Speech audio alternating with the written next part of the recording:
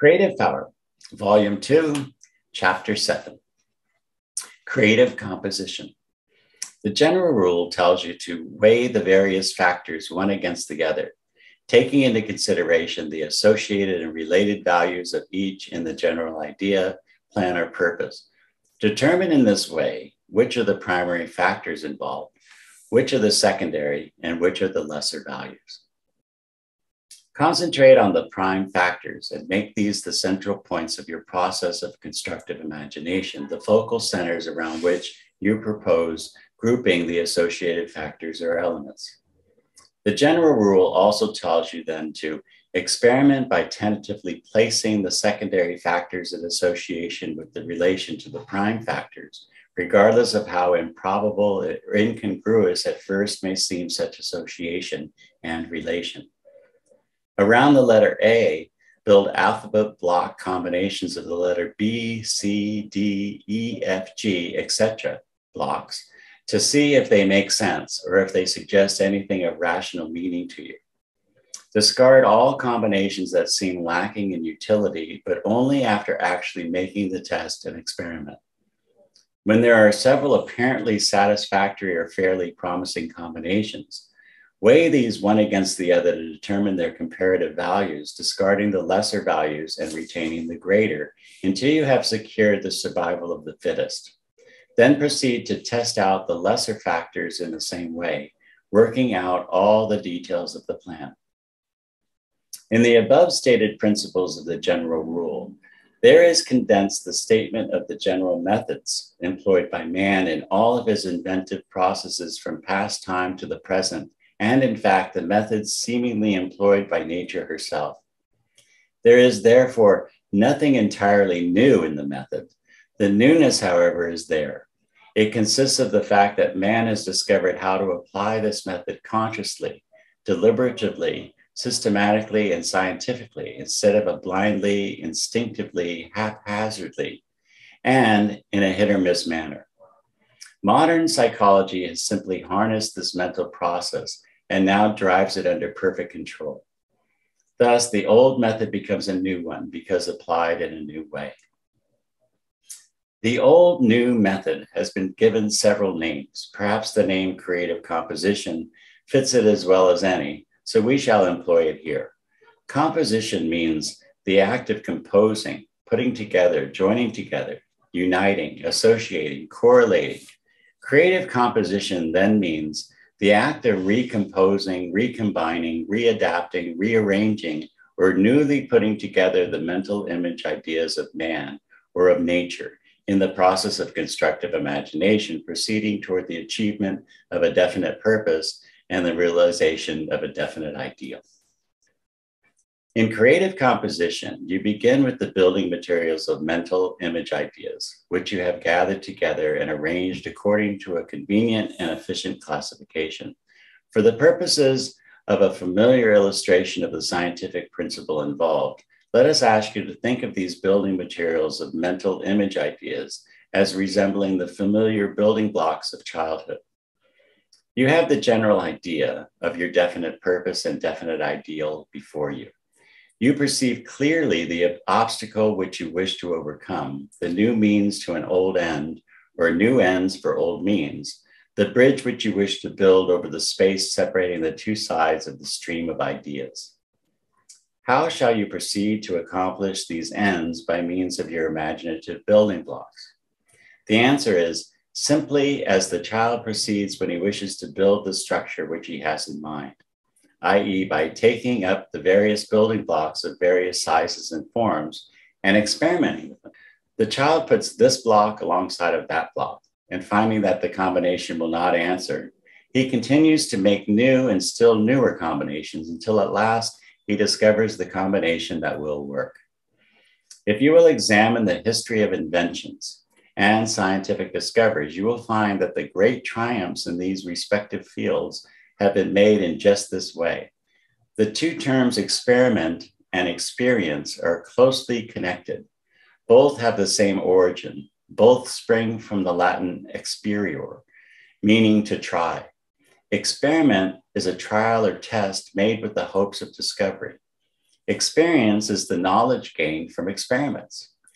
All inventions, all scientific discoveries, all results of constructive imagination proceed along the line of experiment, trial, tests, putting this and that together to discover how it will work. This is the whole story told in a few words.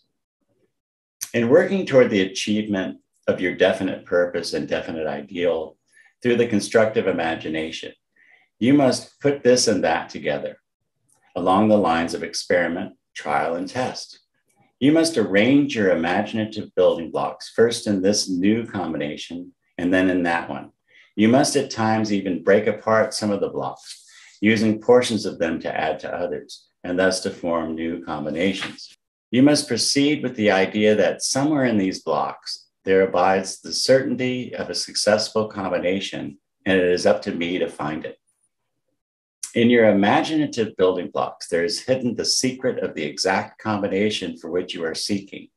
You can discover this only by experiment, and if you continue to experiment faithfully and intelligently, you will surely discover the solution of your problems.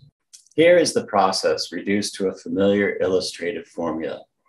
You have 26 imaginative alphabet blocks before you, and your experiment, each block having a letter of the alphabet stamped on its face from A to Z, inclusive. You start by taking the A block and combining it with the B block, then the C block, and so on until the Z block is reached. If the desired combination is not reached in this way, you begin with the B block and test it with all the blocks from C on to the end of the list. Then try the combination of the C block with all the others in turn from D downward. By continuing this process sufficiently long, you will exhaust the possibilities of the two-letter combinations. If necessary, you may then proceed to experiment with the three-letter combinations, following the same general rule. Then, if necessary, proceed with the four-letter combinations in the same way, and so on if the desired result is not obtained, until the blocks have been tried and tested in every possible combination or arrangement, order, and sequence. By this process, extend to its utmost limits. You will in turn have formed the combination of every one of the many thousands of words in the largest English dictionary. Stop to think of it for a moment. Every word in any or all of the great dictionaries is made up and composed of combinations of certain of 26 letters, no more. And a list of new words, exceeding in number the known words, could be composed and made up the same way. But of course, in the actual practice of creative composition, you will not be faced with so formidable and so complicated a task as that above illustrated. Your combination will be far more simple, owing to the fact that your imaginative image ideas are classified properly. For instance, if you wish to conjoin your house block with your several building material blocks, you have but to go to your building material compartment, pick out the following respective building material blocks, i.e. brick, stone, wood, iron, steel, concrete, etc. If you wish to form a combination between the image idea of some utensil and some undetermined particular kind of metal, you have but to test your metallic utensil block with each of the following metal class blocks, i.e. iron, copper, gold, silver, nickel, zinc, platinum, lead, tin, antimony, manganese, mercury, aluminum, cobalt, tungsten, etc. If you wish to associate your image idea of a textile fabric with that of some particular kind of textile material not yet decided upon, you have but to test out the respective blocks of cotton, flax, hemp, jute, linen, wool, silk, etc., until the desired combination is discovered. If you wish to employ a geometrical form, you will take out each of the image idea blocks named in our diagram of geometrical figures in a preceding section of this book until you discover the one best suited for the purpose. If you wish to invent or to discover some new particular color, you need but to take out the three blocks of the three primary colors, i.e. red, blue, and yellow, and then by experimental combinations employing shade and tint agencies, you will in time reach any possible tint, shade, or hue in the great world of colors. Nature has proceeded in just this way, for she has made a world of almost infinite variety of material things by the combinations and creative composition of about 80 elements of material substance, these in turn having been created and recombined from still more elementary material. As we have said, all the inventions and discoveries have been made in just this way, by the process of creative composition. The locomotive is a combination of wagon, certain mechanical agencies and appliances, stove, tea kettle, and engine. The automobile is the combination of wagon, stove, gas, explosion, engine, and certain mechanical contrivances. The wagon was the primary building block of both locomotive and automobile. The wagon, in turn, is but the combination of wheel, axle, and body, the wheel itself being an evolution from the rolling log. The aeroplane is but a combination of kite, engine, and propeller, all old ideas formed by creative composition into a new one. The steamboat is but the idea of boat plus steam engine and mill wheels. The primitive boat itself was but the combination of floating log plus the idea of hollowing out. The farm tractor, now employed in plowing, etc., is but the combination of plow and automobile. The plow itself was the combination of the image idea of hard, sharpened stick and magnified spearhead or battle axe. In short, every contrivance of man, every tool, every instrument, every utensil, every article designed for use of each and every kind will be found to have been evolved from very simple beginnings along the line of experimentation and creative composition. Everything made by man is put together, made up of material parts, and the idea of every such thing is made up of simpler and more elemental ideas, united and combined in creative composition. This is the only way in which man has ever invented or contrived anything, and this is always the way in which you must proceed in your work of constructive imagination. The truth of the matter is so simple that most persons entirely overlook it. You have possibly never thought of it until you have now had it presented to you in this book, and this without any reflection on your intelligence, we assure you. But here is an important point. While man has always employed this principle in his inventive and creative work, he has done so almost entirely instinctively and unconsciously, and with an almost entire absence of scientific system and logical order. Now that modern psychology has uncovered the process for us, has taken off the cover so that we may see how the thing works and how the wheels go round, we may hope for much more effective and efficient exercise of the power of the constructive imagination in the future. Already, a number of great inventors and scientific investigators have taken advantage of the new teaching of psychology concerning this phase of mental operation, and they have thereby attained results far superior to those possible under the old hit or miss method. Artists and writers also employ the same general methods of creative composition, though in most cases in a more or less haphazard and instinctive way. The various characters, situations, scenes, and combinations of pictures, stories, and plays are gathered together from a comparatively small list of elements. The great variety of results arising from the many possible combinations and arrangements of these few elements. If this seems incredible to you, you have but to remember the almost infinite number of possible combinations of the 26 letters of the alphabet. The largest dictionary contains only a small proportion of the possible word creations by such combinations. Again, from 52 playing cards are derived all of the numerous combination of hands dealt out in card games. In many games, in fact, a smaller number of cards is used. That modern writers are turning this principle of creative composition to practical account is evident to those who study the advertising columns of magazines devoted to the writing craft. For instance, there is advertised a book for story writers called The 36 Dramatic Situations, which is described as follows: a catalog of all the possible situations that the many relations of life offer to the writer. The author has read and analyzed thousands of plays and novels and resolved their basic story material into fundamental categories. A true philosophic consideration, but practical in every respect, that makes available to every writer all the possible material that life offers him. Again, there is advertised a book called The Fiction Factory, which is described as follows.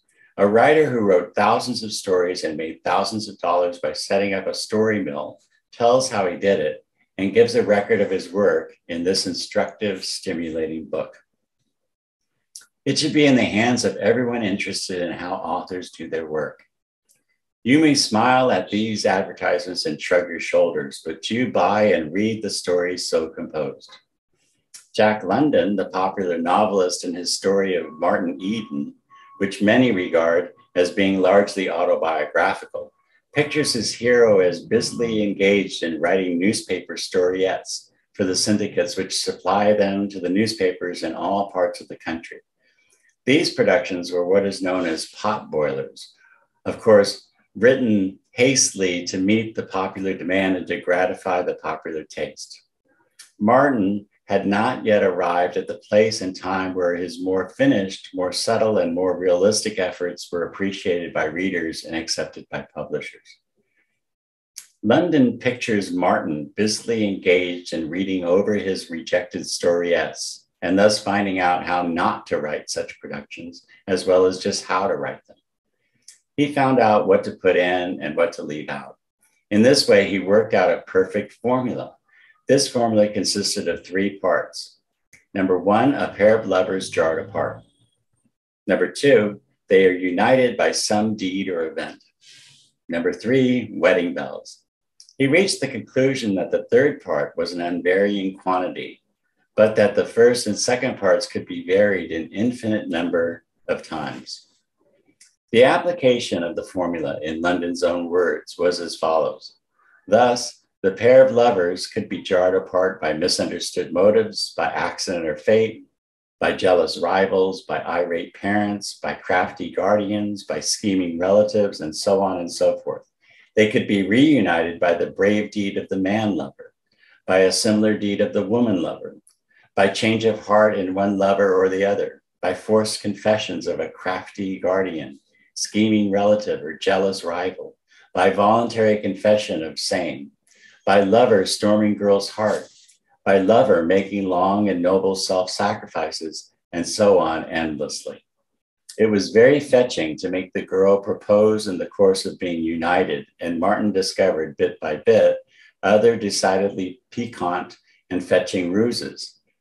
But marriage bells at the end was the one thing that he could take no liberty with. The author relates that Martin soon worked out a half a dozen stock forms, which he always consulted when constructing storiettes. These forms, he adds, were like the cunning tables used by the mathematicians, which may be entered from top, bottom, right, and left, which entrances consist of scores of lines and dozens of columns, and from which may be drawn without reasoning or thinking thousands of different conclusions, all unchallengeably precise and true. This, in the course of half an hour, with his forms, Martin could frame up a dozen or more storiettes, which he put aside and filled in at his convenience. The real work was in constructing the frames, and that was merely mechanical. He had no doubt whatever of the efficacy of his formula. His machine-made storiettes, though he hated them and derided them, were successful. We have also read the story of the early life of the great painter, of whom it is told that in order to keep the wolf from the door, he painted stock pictures for the trade, pictures bearing a fictitious name, which were designed for sale at the popular auction houses of that time. He could paint such pictures in a day or two, sometimes in a few hours, in fact. And in spite of their hasty preparation, they showed signs of merit and skill, if not of genius, and appealed to the taste of those attending the auction sales. They sold well and served to keep the pot boiling. His main difficulty was that of providing subjects for his pencil and brush.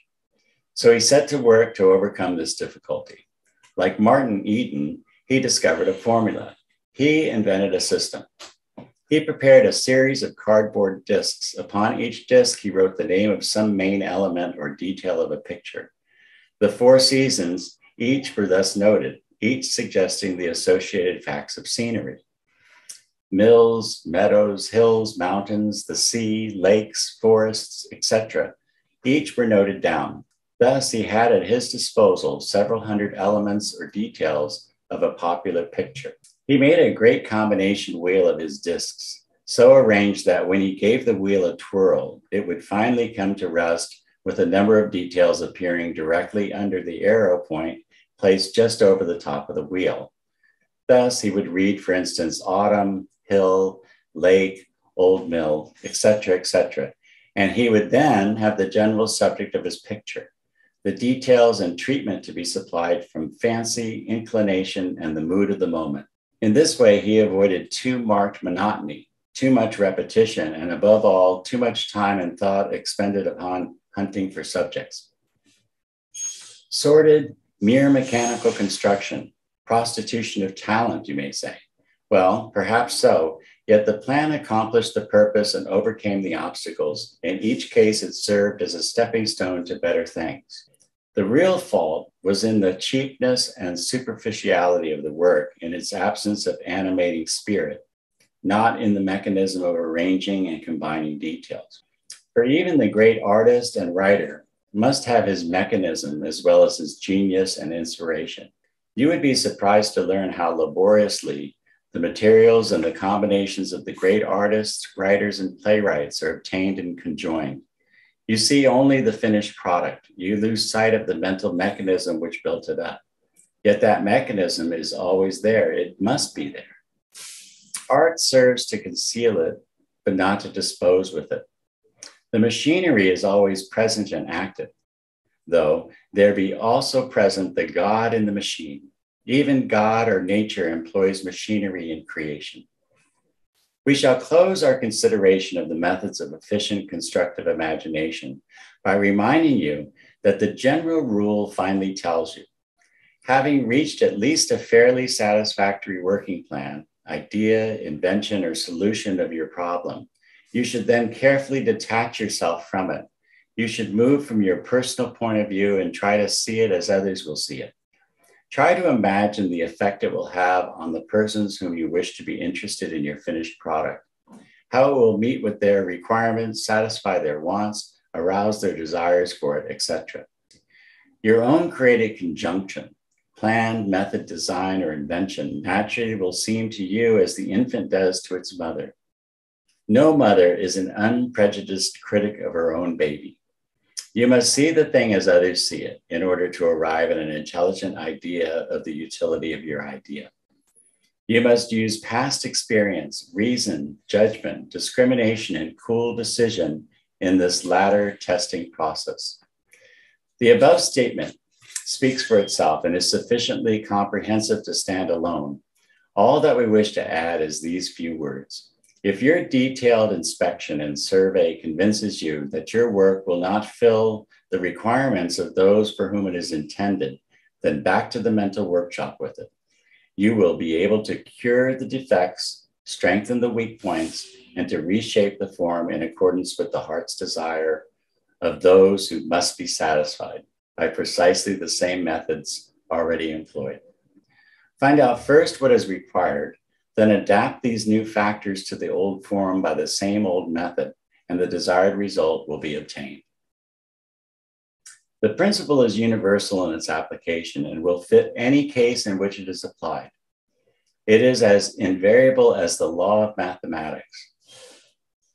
But like those laws, it requires skill, patience, work, and determination to apply it to difficult problems.